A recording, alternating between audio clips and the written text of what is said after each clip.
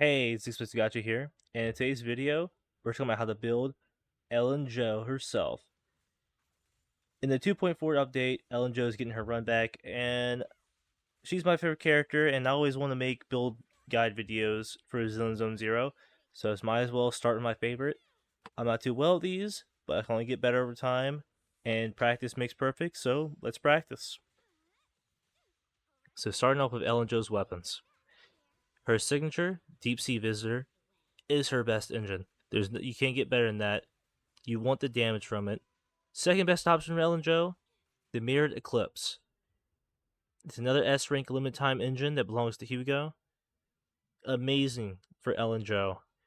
Best free to play S rank engine is Brimstone. I recommend that engine if you don't have any other S rank engines for Ellen Jo. From experience, it will get the job done, but it will hold her back by a lot. If you don't have Brimstone or any other S rank attack type engines, there are a few A rank engines I would also recommend. Cannon Rotor is probably the best one I can think of off the top of my head, but that is limited to the Battle Pass. So let's move on to a more free to play friendly engine is the Starlight engine. Very basic A rank engine that works well with any attack character. Very recommended for Ellen Jo. So yeah, this is the engines I recommend for Ellen Jo. Now let's go over to her disc sets.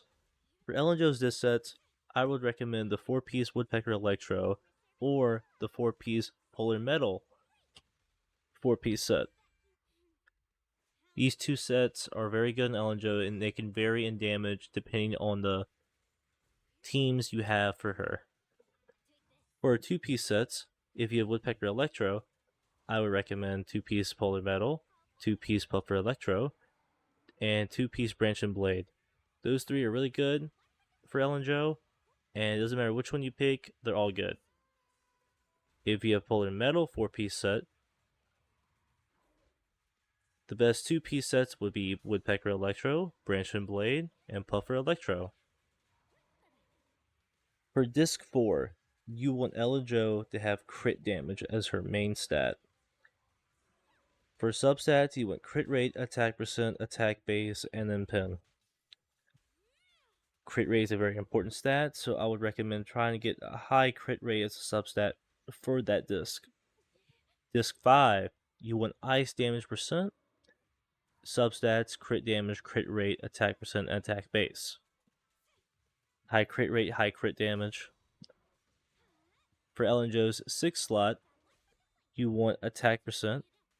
For substats, you want crit rate, crit damage, attack percent, and attack base. Again, you want high crit and high crit damage. Here we are at the end. The last thing we'll be talking about is Ellen Jo's teams. Starting out with Ellen's premium team, Ellen Jo, Lighter, and Astra. That team is very strong. You will get the best damage. You'll get a lot out of this team. Lighter could be substituted for Lycon, Dial-In, Jufufu, Trigger. As you can probably already tell, Ellen Jo works well with any stun character in the game. Here are a few other Ellen Jo teams that I'm showing on screen. Choose whichever you want. I will go over this one specific team. It's a free-to-play team. It's Ellen Jo, Lycon, and Tsukaku. This team, you will need the 4-piece Polar Metal set.